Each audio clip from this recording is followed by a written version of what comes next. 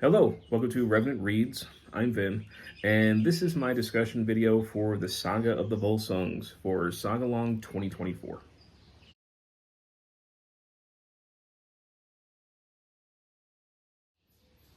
So Sagalong 2024 is a yearly reading event here on Booktube where we pick an Icelandic saga and we basically read it as a large group. There's a whole bunch of other booktubers involved. I'll leave all of their information, the co-hosts down below. And we basically just discuss it. It has come in different forms every single year. This year, it's a very kind of truncated, abbreviated version. The saga that we chose to read is very short. In the past, this is my first time co-hosting, but in the past, co-hosts have done like weekly update videos. We didn't really do that this time. It's a very short one. It was kind of informal.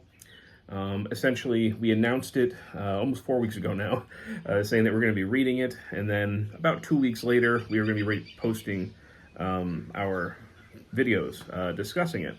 Now, mine's coming a little bit late. I had planned to make a video last week, and then I got sick. One of those ones where it's like, coughing, sore throat, headache, not the kind of thing that you want to sit in front of a camera and discuss books for a while. So I'm finally getting to it now. I'm trying to take advantage of the nice weather, although I've got some very loud birds around me, so hopefully that's not going to be too distracting during the video. I don't think I hear some crows behind me too. So anyhow, the Saga of the Volsungs. This is not the first saga that I've read. I've read a decent number at this point. This is the second of what you could call like a legendary saga. The other legendary saga that I've read is this one here, the Saga of Hrolfkrakki. Now, the legendary sagas take place in a time period that is very far removed from when these were actually written down. Now, these were written down by Christians in the Middle Ages, mostly in like the 13th century. They always deal with events that happened many years before, usually hundreds of years. This is like almost 1,000 years before. So this takes place, I believe, in the 5th century. It essentially deals with Attila and the Burgundian kingdom. Now, you get hints of that a little bit in here. But, of course, history has turned into legend. So by the time all this has come down to us, there's not much of a trace of the actual history that occurred. Now, this is different from something like a family saga, something like Njal's saga, which tend to be much longer. They tend to be more like proto-novels. They're generally a lot more grounded. There's some supernatural things that will happen, but for the most part, it feels more novelistic. It's very different from these legendary sagas, which are short and very fantastical. This is where you're gonna definitely see a lot of creatures. You're gonna see the gods show up, and that this does not disappoint. And you can see on here this edition does also include the Saga of Ragnar Lothbrok. I'll talk about that one just very briefly also. Now, in a lot of ways, the Volsung saga is very similar to Hrolfkrakki in that way. They both take place in a remote past. They're both very fantastical, but there is a tonal difference from the writers who wrote these things down.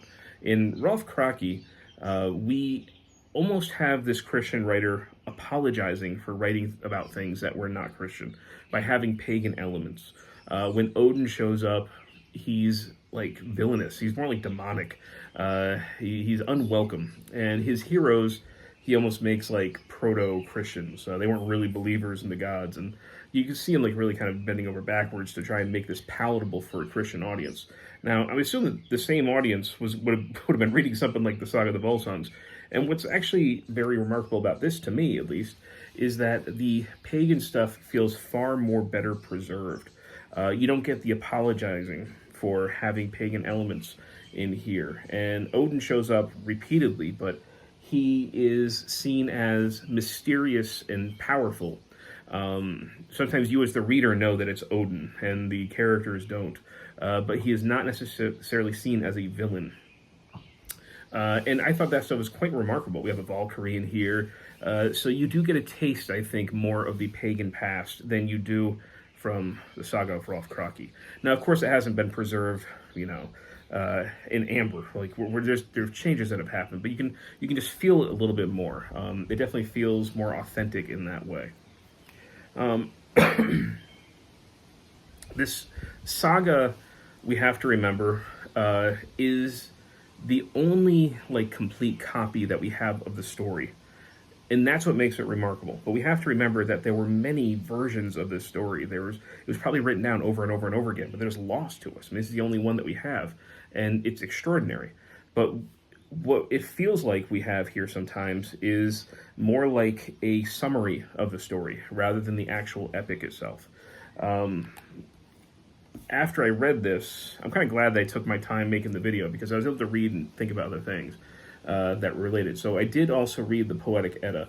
This is also Jackson Crawford translation. I'd already planned on reading this for quarter two of its storathon. You know, that's why I picked this edition when the Crawford edition, when it was decided this would be the saga that we would read for Sagalong.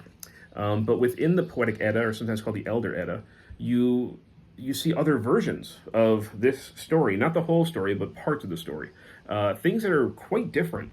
I'm going to try and stay away from major spoiler territory. I'm going to speak in generalities. But for instance, there is a character in here that is, murdered in bed. But in here, he's murdered in a forest. So, we don't know, do we have the best version of this story? I mean, probably not. This is just the one that has happened to come down to us. That being said, so when this begins, it moves at like a breakneck speed. The characters are introduced and they're off within like almost the same page. You turn the page and things are happening at a remarkable pace. And it feels like you're reading a summary rather than the actual work. It's still interesting. It's still fun. I'm just saying, for a modern reader, it can be jarring. It can feel very disjointed. But then once we get to our main hero, Sigurd, we start to slow things down some. And the main crux of the story ends up being the star-crossed love of Sigurd and Brunhild, this Valkyrie. Essentially, it's like a love at first sight between these two, and they pledge themselves to each other. But then circumstances happen, often due to treachery, which set them apart. And it causes especially Brunhild to break an oath. So we end up seeing essentially a theme of honor and how important oaths were. Even if you took an oath for yourself, not to other people, oaths were not to be messed with. And that adherence, that strict adherence to oaths, destroy the lives of people within here. So again, I'm trying to stay out of specifics here, just because I want people to be able to watch this video, and then if they haven't read the saga, still go and read the saga and be fairly maybe surprised by the things that have happened.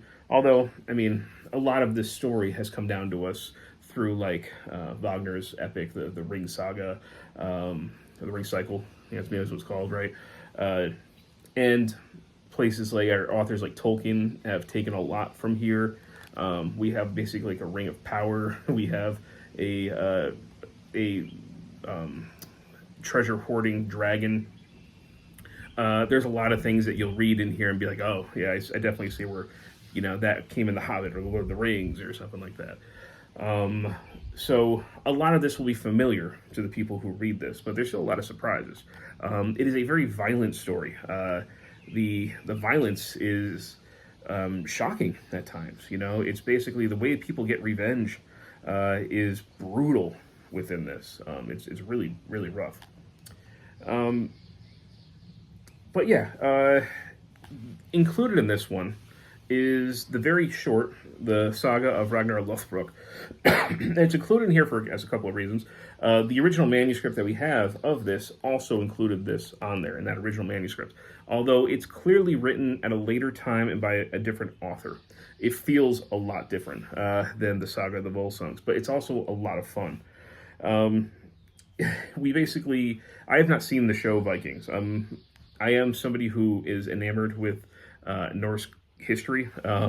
However, I don't watch a lot of series. I don't watch a lot of television. So I've not seen the Viking series. I've heard, people told me it's fun, but I know it deals with Ragnar Lothbrok. And his story in here is quite fun. It's rollicking. It ends up focusing quite a bit on his sons. My favorite thing is his son Ivar the Boneless. There's some memorable scenes with him, especially when they're trying to kill this supernatural bull in a battlefield, and Ivar tells him to throw him at the bull, but of course he doesn't. He's like boneless, so he can't like jump himself. So they kind of throw him like a rag doll on top of this raging bull. But I think he's a really interesting character because even though he's essentially physically handicapped, he is seen as crafty and a very dangerous enemy. He's the toughest of the brothers in a lot of ways. So it was fun. It was a lot of fun. It is something of a sequel to the Saga of the Volsungs. There is a connection there, but I don't know a lot about that. I don't know how much of it, like I said, because it was written down later, I don't know how many people in, say, the Viking Age had stories of Ragnar Lothbrok, or if that's more of like a later invention. I'm just not entirely sure. But at least the Saga of the Volsungs, you can trace it back to much earlier times. You know it was a story that was told and retold over and over and over again. And fortunately, we do have, we do have a copy. So that's about all that I really wanted to say. I do recommend that if people did like this, that you check out the Poetic Edda and read some of the other versions of some of the events that happen in here. I do find it very, very interesting. Like I said, I want to keep this fairly spoiler-free and not recount everything that happens in here. It's short enough where people can certainly go and read that themselves. But just know that what you're getting into, it's a legendary saga, it's a very quick read. It can feel like it's lightning fast to its own detriment sometimes.